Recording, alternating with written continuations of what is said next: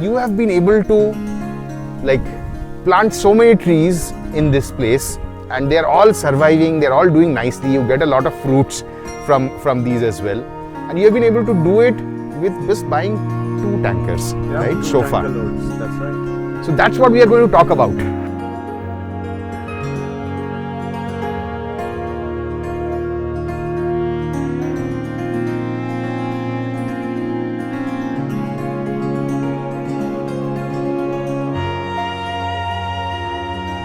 And you have adequate nitrogen and carbon, etc. Now your trees basically can grow.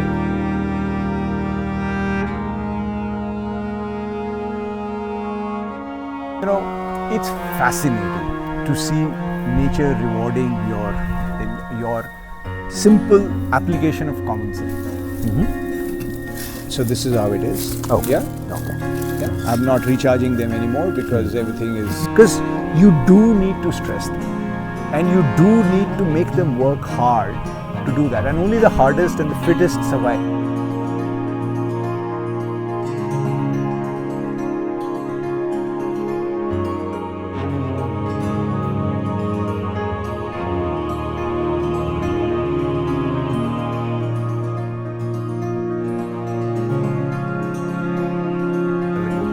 So you do not use the external electricity connection here? No, there is nothing.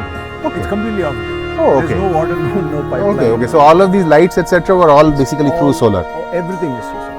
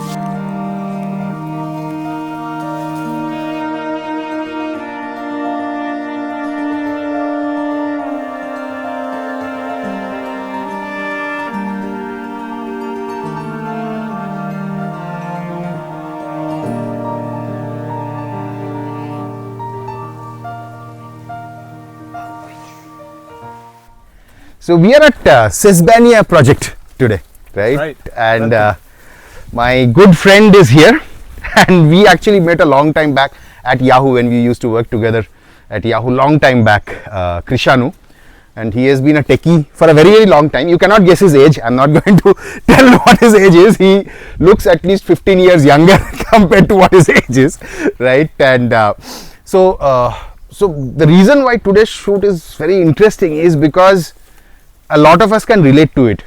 How many people have you heard of who have like, okay, I bought a small plot of land somewhere and I don't know what to do with it. It's lying around for 20 years and there's no trees on it. The idea is that after watching this video, you guys should get some idea on how to do this if you have a patch of land lying around somewhere where it's not irrigated, there is no drip lines across the whole thing, right? There is no water coming in as such, because there are so many land pieces which are like this. That's all the sun's energy which is falling, which can be harnessed. Absolutely. That's amazing amount of soil which can be, you can create beautiful ecosystems using that. People have this great desire to do something, that's why they bought it, right? But they really don't know, they're really at the mercy of the people who are managing it, right.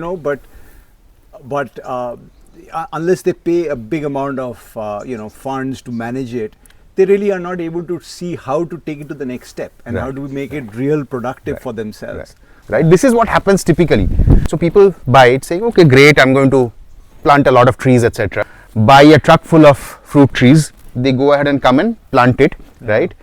They plant it, then they realize, okay, I have to water it as well, right? Oops. And oops, okay.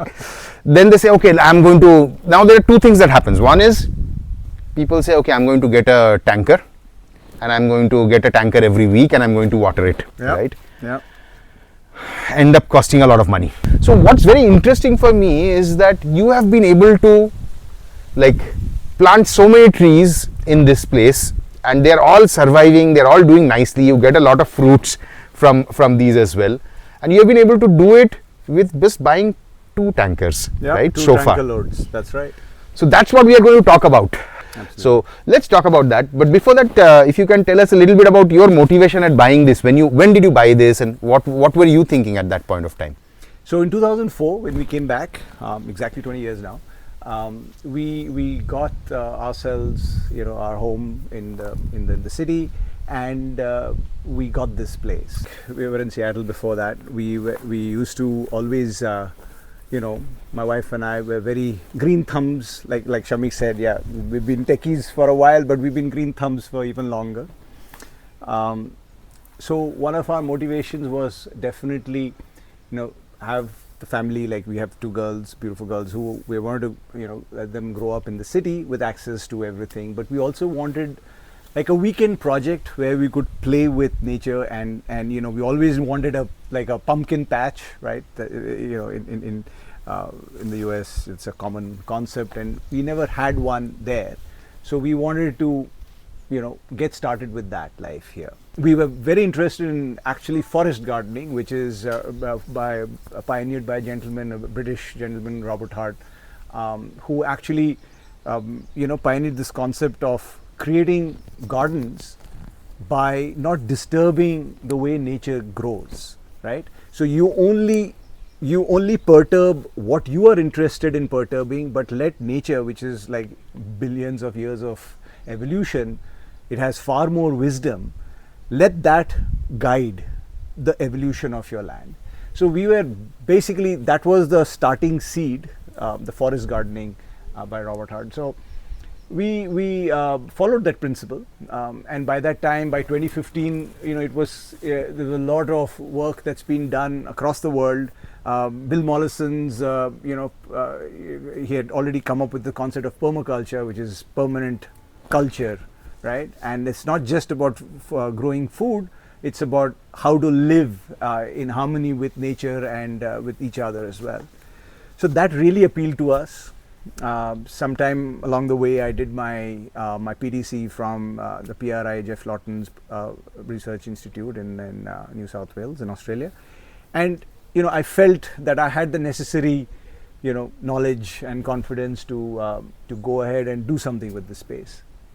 So yeah, I mean, so 2015 is when we went to those nurseries, picked up many of the hardy pioneer species. You mentioned welcome to Project Sesbania. Sesbania was the pioneer species. It's called Agati in Tamil Nadu. It comes in 2 flowers. In Bengali, it's called Bok Fool. I'm a Bengali. Bok is a crane, and the flowers look like a crane. So it's basically red and white. So the ones that we have are white flowers. Delicious if you forage them and just eat, just stir fry them. So that's a recipe for you right there. And we do that a lot, and it's about 6 months in a year we can do that. Just keep foraging and have delicious Got it. flowers. So let's I think let's talk a little bit about how this magic happened, right? Because it doesn't happen usually, right? There is it happens only if there is some strategy and design behind it. There were 3 or 4 very specific things that you did which actually enabled you to do this. So can you walk us through them? We can walk through the farm as you tell us about them. So but before that, so day 0 you bought this patch. There was nothing here, right? This building was not there. Nothing was not there. Yeah. And then the first thing that you did was you built this water. Yeah, we built that one. Okay. In the far corner, Okay. actually strategically here, because this is the corner of the plot, and it's the lowest point in the plot. Okay. So we wanted to capture all the rainwater and any other catchment of water and store it at the lowest point, and basically that was the thinking. And it was also the entrance, because this was the marked entrance. So we wanted access to water right here. And So this is like a tool shed, security pump room. room, yeah. Pump room, but yeah, we have dismantled the pump for now. But, Got it. And why is there the platform? So that was where we kept the 2 tanks. Okay.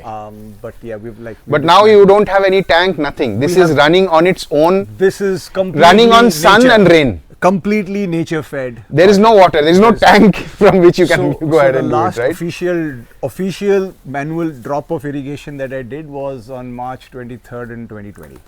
So Okay. 4 years now. Okay. We haven't had a single drop. And you are still getting your mangoes, you are still getting your other fruits, etc. I got a copious amount, a load of delicious mangoes just 3-4 months ago. And this area that it is in, this has a lot of rainfall, moderate, dry, how is it? So on average 762 mm per Okay, year. okay. This particular space. So believe it or not, you know, if you step outside, you will think that it is barren, dry, degraded land, overgrazed, no rain, unfit for agriculture. You need a borewell, etc., etc. We don't have a borewell. We don't have anything, but we have productive fruit trees all throughout. So I think the rain is plentiful. We just don't manage it enough. Cool. Okay. So So we go to step one was we making made that this- sump. sump. Yeah. And What was we'll step come two? back to the house and the rainwater catchment from there.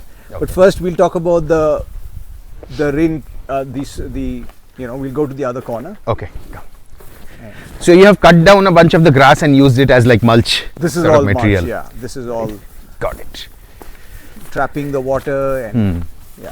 And these these are also pretty nice. Before we get there, this is one of my the favorite things about this space, which is all these nice places to sit down with your laptop and work if you want to. Absolutely. Or with a cup of tea. And we have a power connection also, so we can charge your laptop as well.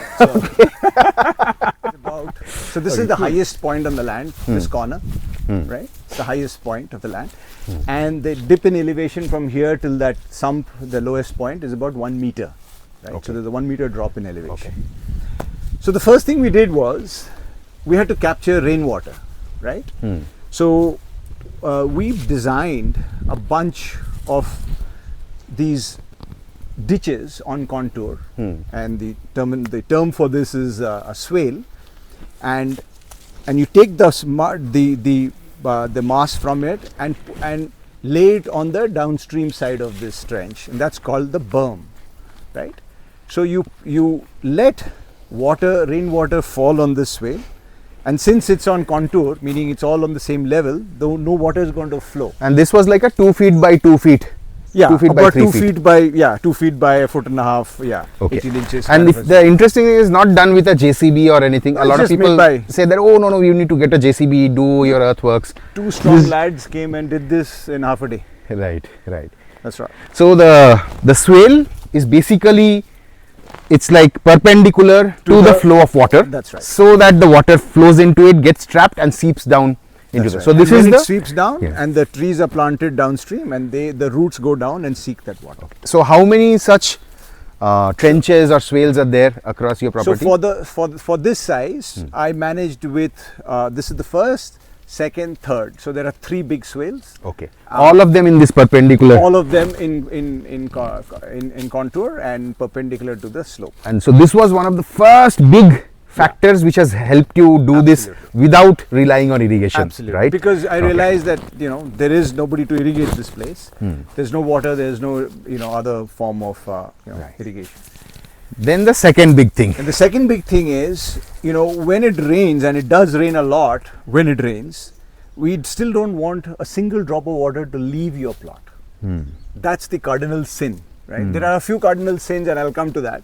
The first cardinal sin is if you see water escape. So the first time we came in late August in 2015, when we were thinking how do we go ahead, we actually saw water gushing out of this place.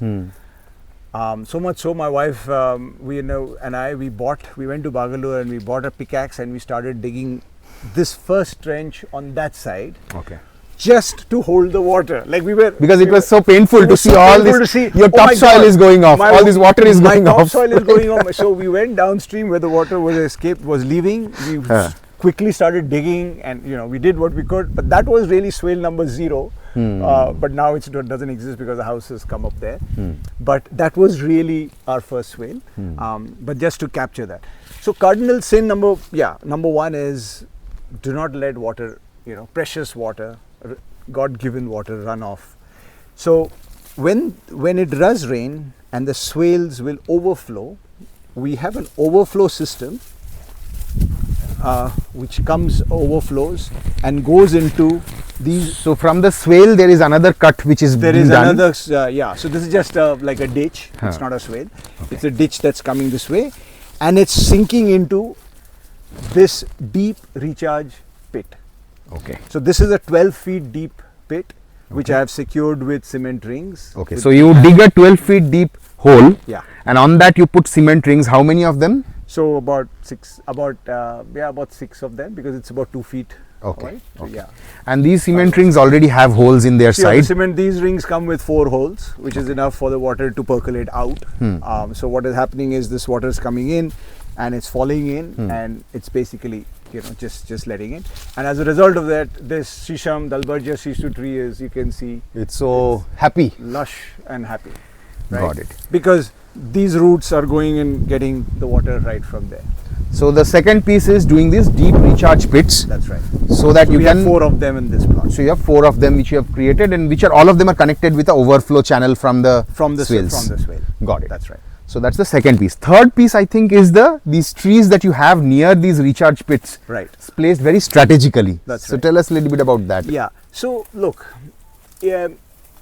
ideally they should all be planted on the berm, which is basically the downstream of the swale. But that requires that ideal layout wouldn't have suited a small size plot. This is a 1/4 acre plot for us, because we wanted an open area in the center around the house and all that, and we want the zone 2 of the region to be a little on the periphery. So we wanted the trees in somewhat this layout of management. So we have tried to kind of backfix the position of the swales to go along. So you'll see some of the swales actually meander a little bit, so they are not perfectly on contour, but they're trying to maximize the absorption of the water for the host trees that are around it.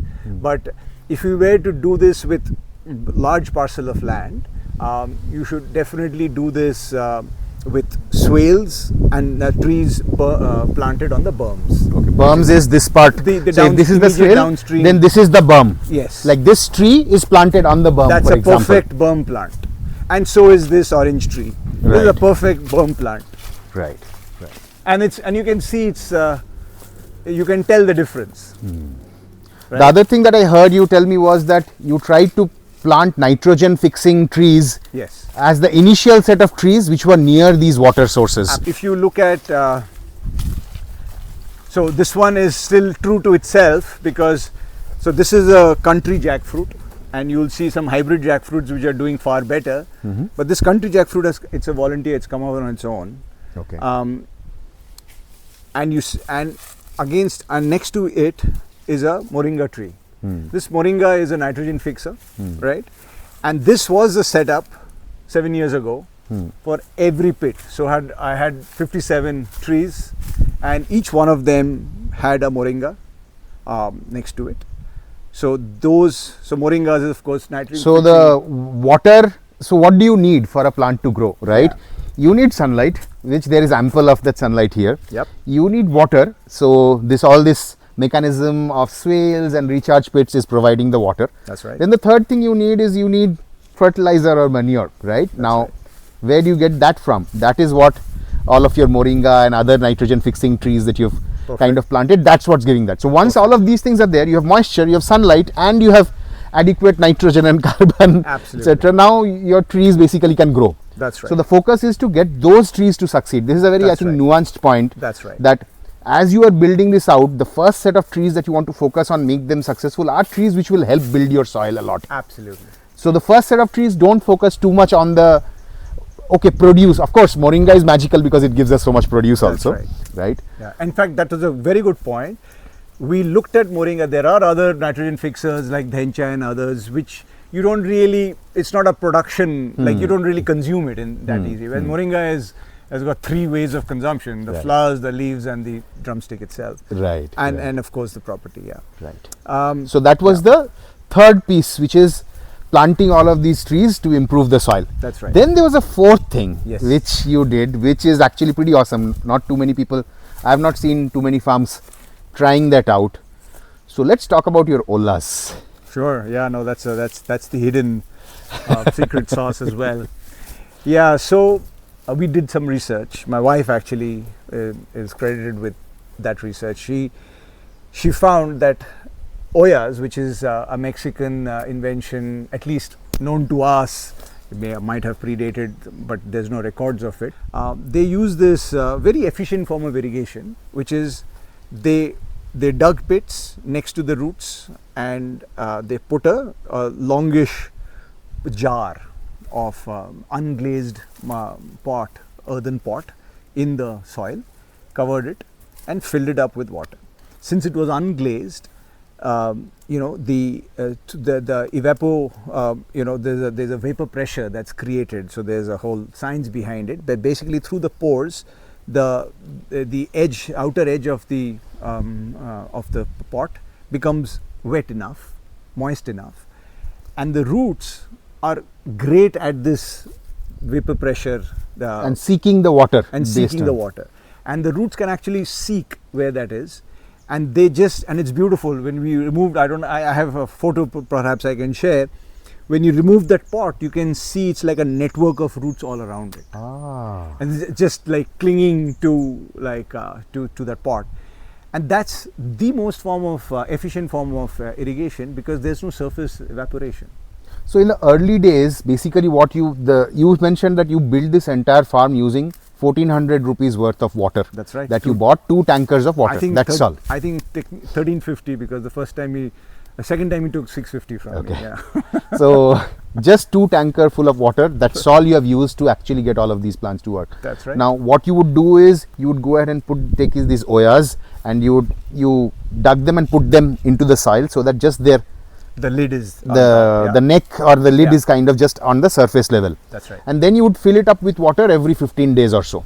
15 to 20 days. Some trees are mangoes. So that's the other thing. We could conduct these experiments, and we would chart it.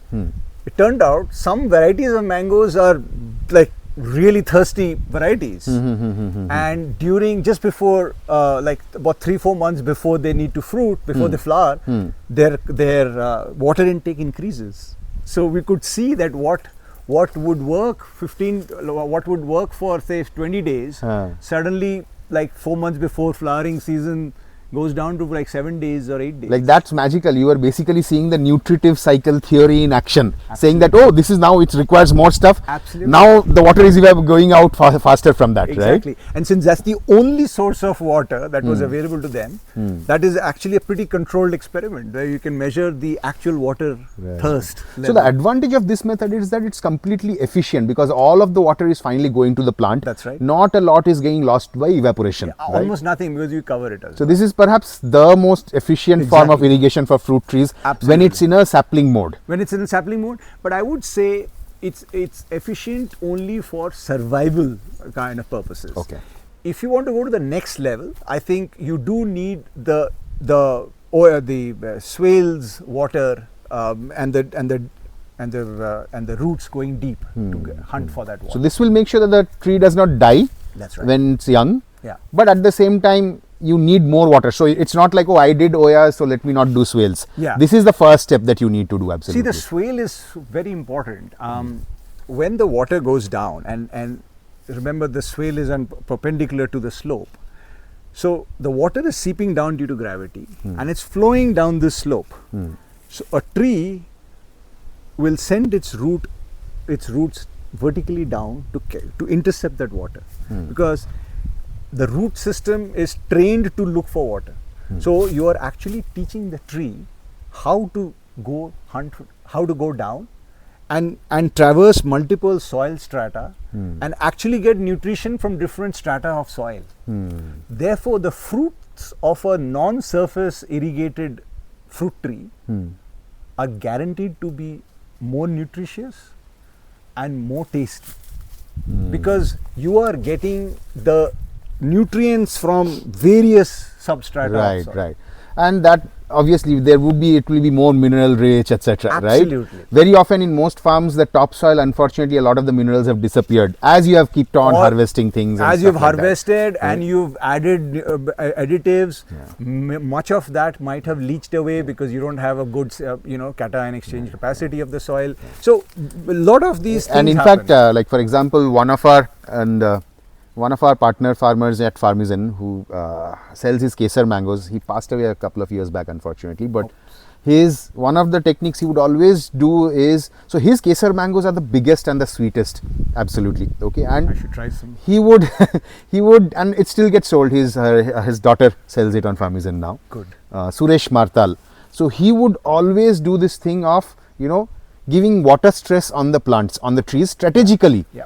After it is flowering and the fruits have started to form, that used to make the fruits bigger and sweeter. So it's what you said, and I'm glad that they know that secret, and I'm glad that you have a fantastic platform to share this wisdom out.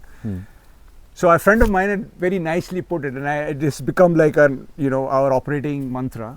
So he told me, hey, so he studied this whole thing, and I explained it to him, another ex-Yahoo friend. So he said, hey, your plants you're building character.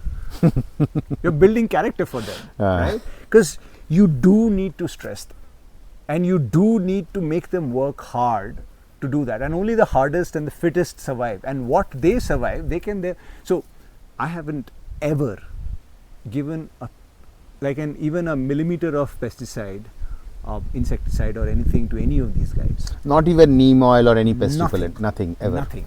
So once there were borers on my jamun tree, all I did was I went to my neem tree, I went to its friend, its neighbor, took 3 leaves, crushed it, stuck it into the bore, and just left it. A week later, the plant was absolutely healthy and hearty and just went on. And now you can see it's a strapping, fine lad out there. Can we see one of the Oyas there? If Please. anything is visible. Is that the one? Yeah. So the Oyas are essentially near the roots of. So this is how it is. Okay. Yeah. Okay. Yeah. I'm not recharging them anymore because everything is autopilot right now. But this used to be full, and all of this used to be. And you would fill it every 2-3 weeks or so, and yeah, yeah. There is one more secret that we have not talked about, which is the whole wind angle, right?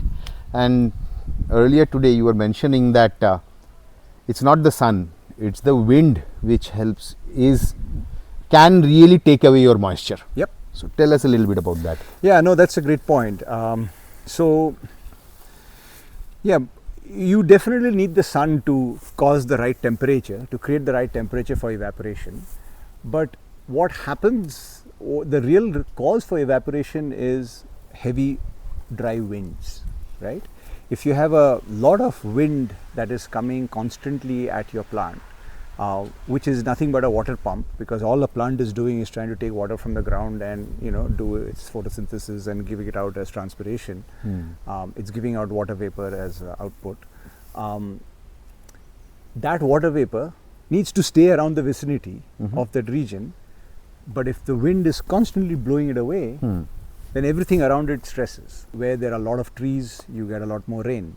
Yeah, because you are able to form its own cloud system right there, because all of that moisture that's coming out from the tree structures is creating that cloud out there. So water vapor is constantly happening, is constantly being generated around a set of trees. We can't tell that, birds can, bees can, so they all flock to where there are trees because it's nice and cool. They can feel the water vapor that's it's nice and coming. Humid and moist. Nice and beautiful, and they come and live in those. And you should see the species of birds that come here. We've had hornbills come up here twice. To prevent that evaporation, you really need to study, in permaculture we call it a wind rose. So you basically see the direction of wind throughout the year. You see which ways with the main system of winds coming on your plot of land. And then you plant windbreakers. And windbreakers might be timber trees like silver oak or Melia dubia and things like that, or it could be slightly more useful. But that's just the first line of defense. And those are the strong, strapping, straight growing trees. Definitely not Sesbanias. Sesbanias have a mean life of 7 to 12 years. And they're very weak trees. They're not really, for that purpose. They're great as nitrogen fixers. They're probably the best nitrogen fixers that we have as pioneers here, as native species here. So windbreakers you plant. And then the second layer of canopy you can plant in something like mid-size. Like jamuns and avocados and others, and those become a thick bush of protection for against the wind. And then after that you can plant all kinds of your shrubs and bushes. So in general, for people who have especially if the land is pretty exposed, this land, it's not so much of an issue because there's a big boundary wall on its side. That's right. And it's smaller in size and That's so right. on. But for larger ones, this is going to be a major part of your strategy on how you are creating that, because otherwise you will trap all of your water through the things, and your trees are going to, you are mentioning trees are like water pumps. Yes. It's like nature's water pump. Absolutely. Their job is take out this water. That's but right. as soon as they are taking out this water, the wind is taking it out. Absolutely. So you don't want moisture to generally leave from your remember plot. that's cardinal sin number one, right? right? No moisture in any form, whether through runoffs or through water vapor should leave your. So you want to trap that inside your plot. Absolutely. And create that microclimate there. That's right. And that should be an important part of the strategy. A lot of that is certainly happening because if I just walk near some of your tree guilds, for example, we see that it's nice and humid and cool. Yep. Around those, right? That's right. In all of these places, it's nice and humid and cool, and many of these other trees are all doing nicely. That's right. That's right. Along with that. Interesting. Cool. So tell me about when you chose what trees to, so that is, we have covered the secret of how to build a farm without water, right? Or a forest farm sort of a thing without water. So that's very interesting because I also have a 10,000 square feet patch of land nearby. I'm going to try that technique now. And let's see what happens. I'll take some before after pictures. You should absolutely do that. Yeah, you'll love it. And that's because see, even in that place, the issue that we have is we bought it some time back. It's the same story. Yeah. My story as well. Bought it some time back. There was a borewell. It was part of this, like a gated area with a bunch of different things. Yeah. There was a borewell which dried up, and then by that time the developer had like, oh, you guys have to do. Nobody wants to invest money into a borewell, digging it further and things like that. That's right. And we are also hesitant. Like a borewell is not the most sustainable thing, right? It's just it's a short-term measure. Unless you're recharging it. And if you recharge it, it's probably all right. But you need to plant trees around it so that water is trapped. Right. So it has all been like, acha, theek hai, we'll have to figure out the water thing, then we'll do our planting and all of that stuff, right? But what I think this is giving me hope that there is a way to do it even without. So I would upgrade that from hope to confidence. You will definitely see nature. So one of the best results of this, and I have some before and after pictures, it's fascinating to see nature rewarding your simple application of common sense. I mean, this is the way, by the way, everything I've said is documented in our scriptures, in Vriksha Ayurvedas. Scriptures. There are volumes of this. Dates much before permaculture, etc. as well. Permaculture is nothing but a modern man's rendition of common sense practices of how a forest has to be grown. See, who waters trees in a forest? Right? And they just grow. Nobody manures them. Nobody sprays like neem spray or anything else. But nature takes care of it. So it's survival of the fittest for sure, and that's very important. So you were mentioning that I think sometime earlier. What's your selection of trees? You can be a little brute forced about it, but nature will guide you otherwise. You may want to plant an apple tree. But you might even, the tree might still be there, but you're not going to get any apples. I have a lychee tree which is a textbook example of that brute force, bullheadedness of saying, oh, I love this, I want to plant this. Sure, you can plant it. It'll be there. It'll survive even. We may not do very much. And it'll always remind you every time you come back to your farm. It's occupying real estate. And it's going to remind you that work with nature, not against nature. That's right. You can't be swimming upstream against nature. Right. But nature, when it does work, I'm telling you, I've had some of the juiciest Mallika mangoes, some of the best, jackfruits that I've tasted, and some of the best water apples. I mean, they're delicious without spending a penny. I haven't spent a rupee. No watering, no Nothing. fertilizer. Nothing. 1315 water technically. Well, I've driven here, and that's probably the maximum effort that I've made. I've driven here. I've taken care of mulching the place. So that's also another point I'd like to mention. Every tree, if you look at, if you want to come this way, has a significant amount of mulch, right?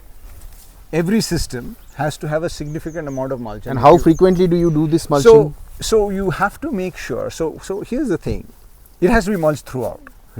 So I was saying cardinal sin number 1 was to not let water go. Guess what's cardinal sin number 2? Not mulching. Exactly. No exposed soil. Okay.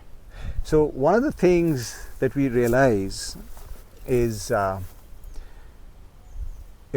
soil is everything. All you have to do is work to enrich your soil. You feed the soil, and the soil feeds the trees, the plants, right? Soil is not inert. Like, we don't give it chemicals, and then those chemicals are what makes the tree grow. So sometimes landowners come back and say, yeah, okay, I have to cover my soil, but where can I get mulch material from? This is something that people ask. That's a good question. So the first 2 years, I used to actually ferry it in my car with bags full of leaves from our other farm, and just to cover, because in the summer where there was no other biomass that was coming, that was a much needed requirement.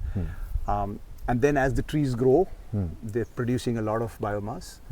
We can chop and drop that. So now all the under growth is just chopped and mulched. And you can see. So now you don't need to get mulch from outside. Initial couple of years you had to do. Right. Before there was not. I mean, till there were enough trees which came up here and producing the biomaterial on its own. That's right. Got it. Okay. Now there was another thing that you were talking about, mycelium networks, etc. Yeah. Can you tell a little bit about that? Sure. So it's called. Different people call it different things, but the community at large calls it the Wood Wide Web. Wood Wide Web, like the World Wide Web. Exactly.